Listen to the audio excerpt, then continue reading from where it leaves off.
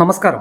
നമ്മുടെ സമൂഹത്തിൽ വളരെ കാലമായി നിലനിൽക്കുന്നതും എന്നാൽ ഇന്നും പലപ്പോഴും തുറന്ന് ചർച്ച ചെയ്യപ്പെടാത്തതുമായ ഒരു വിഷയത്തെക്കുറിച്ചാണ് നമ്മൾ ഇന്ന് സംസാരിക്കാൻ പോകുന്നത്. സദാചാരബോധം എന്ന ആശയത്തിന്റെ വേരുകൾ എവിടെയാണ്?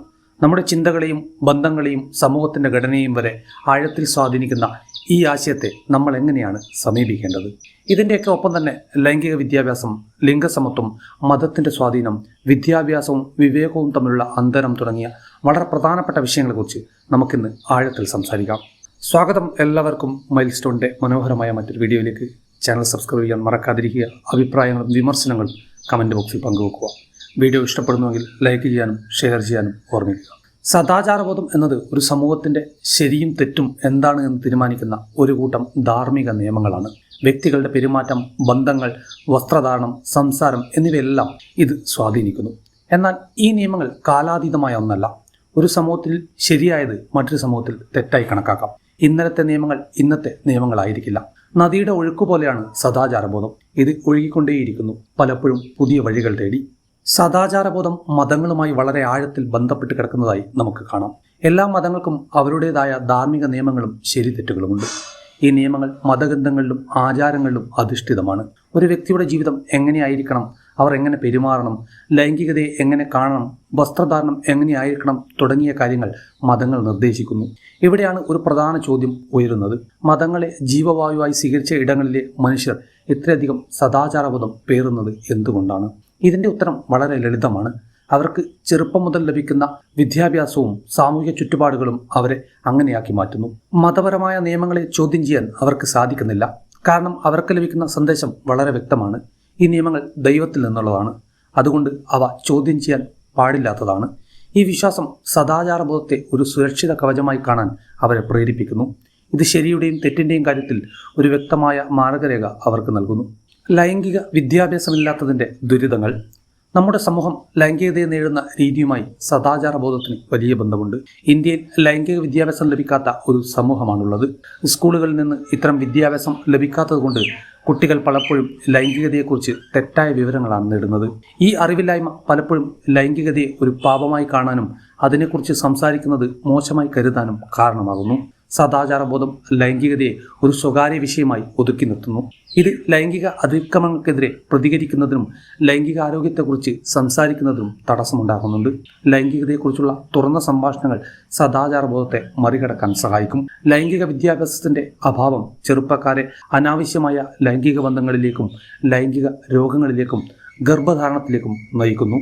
ലൈംഗിക വിദ്യാഭ്യാസം ലൈംഗികതയെക്കുറിച്ചുള്ള ശാസ്ത്രീയമായ അറിവ് നൽകുന്നുണ്ട്. ഇത് ലൈംഗിക അതിക്രമങ്ങൾക്കെതിരെ പ്രതികരിക്കാനും ആരോഗ്യപരമായ ലൈംഗിക ബന്ധങ്ങൾ നിലനിർത്താനും നിങ്ങളെ സഹായിക്കുന്നതാണ്. സദാചാരബോധം പലപ്പോഴും ലിംഗസമത്വത്തിന്റെ പ്രശ്നങ്ങളെ കൂടുതൽ വഷളാക്കുന്നു. ഒരു സമൂഹത്തിൽ സ്ത്രീകൾക്കും പുരുഷന്മാർക്കും തുല്യ അവകാശങ്ങളും അവസരങ്ങളും ഇല്ലാതിരിക്കുമ്പോൾ അവിടെ ലിംഗവിവേചനം നിലനിൽക്കുന്നു. സദാചാരബോധം പലപ്പോഴും സ്ത്രീകളോടും പുരുഷന്മാരോടും ഇരട്ട നീതിയാണ് കാണിക്കുന്നത്. ഉദാഹരണത്തിന്, ഒരു സ്ത്രീക്ക് രാത്രിയിൽ പുറത്തു പോകുന്നത് തെറ്റായി കണക്കാക്കുമ്പോൾ പുരുഷന്മാർക്ക് അതിന് യാതൊരു വിലക്കുമില്ല. ഇത് സ്ത്രീകളുടെ സ്വാതന്ത്ര്യത്തെയും അവസരങ്ങളെയും പരിമിതപ്പെടുത്തുന്നു. സമൂഹത്തിന്റെ ഈ കാഴ്ചപ്പാട് മാറേണ്ടത് അത്യാവശ്യമാണ്. ലിംഗസമത്വം ഒരു അവകാശമാണ്. ഒരു സമൂഹത്തിൽ സ്ത്രീകളെയും പുരുഷന്മാരെയും തുല്യമായി പരിഗണിക്കുമ്പോൾ മാത്രമേ സമൂഹം നല്ല രീതിയിൽ മുന്നോട്ട് പോവുകയുള്ളൂ. ഇതുമായി കൂട്ടിച്ചേർത്ത് വായിക്കേണ്ട ഒരു പ്രധാന വിഷയമാണ് ട്രാൻസ്ജെൻഡർ സമൂഹത്തിന്റെയും LGBTQ സമൂഹത്തിന്റെയും പ്രശ്നങ്ങൾ.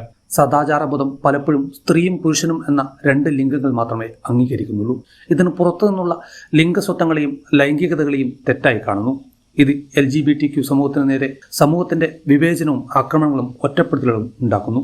ഒരു വ്യക്തിയുടെ ലിംഗസ്വത്വം, ലൈംഗിക താല്പര്യം എന്നിവയെ അവരുടെ തിരഞ്ഞെടുപ്പായി കാണാതെ അതിനെ ഒരു സദാചാര പ്രശ്നമായി കാണുന്നത് വിവേകമില്ലായ്മയുടെ ലക്ഷണമാണ്. ഈ സമൂഹത്തിന് നേരെ നടക്കുന്ന വിവേചനം അവരുടെ മാനസികാരോഗ്യത്തെയും തൊഴിൽപരമായ സാധ്യതകളെയും സാമൂഹിക ജീവിതത്തെയും സാരമായി തന്നെ ബാധിക്കുന്നു. സദാചാരബോധം ഈ സമൂഹത്തെ സാധാരണമല്ലാത്തവർ എന്ന രീതിയിൽ ചിന്തിക്കാൻ ശ്രമിക്കുന്നു. ഈ കാഴ്ചപ്പാട് മാറേണ്ടത് അത്യാവശ്യമാണ്. ലിംഗസമത്വം ഒരു അവകാശമാണ്. ഒരു സമൂഹത്തിൽ സ്ത്രീകളെയും പുരുഷന്മാരെയും മാത്രമല്ല എല്ലാ ലിംഗസ്വത്വങ്ങളെയും തുല്യമായി പരിഗണിക്കുമ്പോൾ മാത്രമേ നമ്മളൊരു പുരോഗമന സമൂഹം എന്ന രീതിയിൽ മുന്നോട്ട് പോവുകയുള്ളൂ. സദാചാരബോധത്തിന്റെ ഈ നിയന്ത്രണ മനോഭാവം ഏറ്റവും കൂടുതൽ കാണിക്കുന്നത് പുരുഷന്മാരാണ്. തങ്ങളാണ് ഈ സമൂഹത്തിന്റെ സദാചാരം സംരക്ഷിക്കേണ്ടവർ എന്നും സ്ത്രീകളുടെ സ്വാതന്ത്ര്യത്തെ നിയന്ത്രിക്കേണ്ടത് തങ്ങളുടെ കടമയാണെന്നും ഇവർ വിശ്വസിക്കുന്നു. സ്ത്രീകൾ എന്ത് ധരിക്കണം, എപ്പോൾ പുറത്തു പോകണം, ആരോട് സംസാരിക്കണം തുടങ്ങിയ കാര്യങ്ങളിൽ ഇവർ നിയമങ്ങൾ സ്ഥാപിക്കാൻ ശ്രമിക്കുന്നു. ഈ ചിന്താഗതി പലപ്പോഴും സ്ത്രീകൾക്ക് നേരെയുള്ള അതിക്രമങ്ങൾക്ക് കാരണമാകുന്നു. ഇത് വ്യക്തികളുടെ സ്വാതന്ത്ര്യത്തെ ഹനിക്കുകയും സമൂഹത്തിൽ ഒരുതരം ഭയം സൃഷ്ടിക്കുകയും ചെയ്യുന്നുണ്ട്. യഥാർത്ഥത്തിൽ സദാചാരബോധം ഒരു സമൂഹത്തിൽ സ്ത്രീകളെയും പുരുഷന്മാരെയും ഒരേപോലെ ബാധിക്കുന്ന ഒന്നാണ്. എന്നാൽ അതിൻ്റെ ഭാരം കൂടുതലും പേറേണ്ടി വരുന്നത് സ്ത്രീകളാണ്. ഈ പുരുഷാധിപത്യപരമായ ചിന്താഗതികൾ മാറാതെ ഒരു സമൂഹം എന്ന നിലയിൽ നമുക്ക് ഒരിക്കലും നല്ല രീതിയിൽ മുന്നോട്ട് പോകാൻ സാധിക്കില്ല. വിദ്യാഭ്യാസവും വിവേകവും തമ്മിലുള്ള അന്തരം. നമ്മുടെ സമൂഹത്തിൽ പലപ്പോഴും വിദ്യാഭ്യാസമുള്ള മനുഷ്യർ പോലും ഇത്തരം ബോധങ്ങൾ കൊണ്ടു നടക്കുന്ന പ്രശ്നം നമുക്ക് കാണാൻ കഴിയും. ഇവിടെയാണ് വിദ്യാഭ്യാസവും വിവേകവും തമ്മിലുള്ള അന്തരം വരുന്നത്. വിദ്യാഭ്യാസം എന്നത് പുസ്തകങ്ങളിൽ നിന്നും പഠിക്കുന്ന അറിവാണ്. എന്നാൽ വിവേകം എന്നത് ആ അറിവിനെ ജീവിതത്തിൽ പ്രാവർത്തികമാക്കാനുള്ള കഴിവാണ്. ഒരു ഡോക്ടറോ എഞ്ചിനീയറോ ആയ ഒരാൾക്ക് വിദ്യാഭ്യാസം ഉണ്ടായിരിക്കാം. എന്നാൽ സദാചാരബോധം കാരണം അയാൾക്ക് തൻ്റെ ഭാര്യയുടെ സ്വാതന്ത്ര്യത്തെ അംഗീകരിക്കാൻ സാധിക്കാതെ വരാം. ഇത് വിദ്യാഭ്യാസത്തിൻ്റെ പ്രശ്നമല്ല, വിവേകത്തിൻ്റെ പ്രശ്നമാണ്. വിവേകമുള്ള ഒരു മനുഷ്യന് മാത്രമേ സദാചാരബോധത്തിൻ്റെ ചങ്ങലകളിൽ നിന്ന് മോചിപ്പിക്കാനും കൂടുതൽ പുരോഗമനപരമായ ഒരു സമൂഹത്തെ കെട്ടിപ്പടുക്കാനും സാധിക്കുകയുള്ളൂ. സദാചാരബോധത്തെ എങ്ങനെ മറികടക്കാം? സദാചാരബോധത്തെ മറികടക്കേണ്ടതിൻ്റെ ആവശ്യകത വളരെ വലുതാണ്. അതിനൊരു കാരണം മാത്രമാണുള്ളത്. ഒരു പുരോഗമനപരമായ സമൂഹത്തിന് വ്യക്തികളുടെ സ്വാതന്ത്ര്യം അനിവാര്യമാണ്. വ്യക്തികൾക്ക് സ്വയം തീരുമാനമെടുക്കാൻ അവസരം ലഭിക്കുമ്പോൾ മാത്രമേ സമൂഹം നല്ല രീതിയിൽ മുന്നോട്ട് പോവുകയുള്ളൂ. സദാചാരബോധത്തെ മറികടക്കാൻ നമ്മൾ ചെയ്യേണ്ടത് മറ്റുള്ളവരുടെ സ്വാതന്ത്ര്യത്തെയും താല്പര്യങ്ങളെയും അംഗീകരിക്കാൻ പഠിക്കുക എന്നുള്ളതാണ്. തുറന്ന ചർച്ചകളിലൂടെയും വിദ്യാഭ്യാസത്തിലൂടെയും മാത്രമേ ഈ മാറ്റം സാധ്യമാവുകയുള്ളൂ. ലൈംഗിക വിദ്യാഭ്യാസം, ലിംഗസമത്വം, വിവേകം എന്നിവയൊക്കെ സദാചാരബോധത്തെ മറികടക്കാൻ സഹായിക്കുന്ന പ്രധാനപ്പെട്ട കാര്യങ്ങളാണ്. നമ്മുടെ സമൂഹം നേരിടുന്ന ഈ പ്രശ്നങ്ങളെ മറികടക്കാൻ നമ്മൾ ഓരോരുത്തരും തയ്യാറാവണം. സദാചാരബോധത്തിന്റെ ചങ്ങലകളിൽ നിന്ന് മോചിപ്പിക്കാനും കൂടുതൽ പുരോഗമനപരമായ ഒരു സമൂഹത്തെ കെട്ടിപ്പടുക്കാനും നമ്മൾ തന്നെ പ്രവർത്തിക്കണം. ഈ ചെറിയ വീഡിയോ ഇവിടെ അവസാനിക്കുകയാണ്. മനോഹരമായ മറ്റൊരു വീഡിയോയുമായി നമുക്ക് വീണ്ടും കാണാം. ചാനൽ സബ്സ്ക്രൈബ് ചെയ്യാൻ മറക്കാതിരിക്കുക. വീണ്ടും കാണുന്നതുവരെ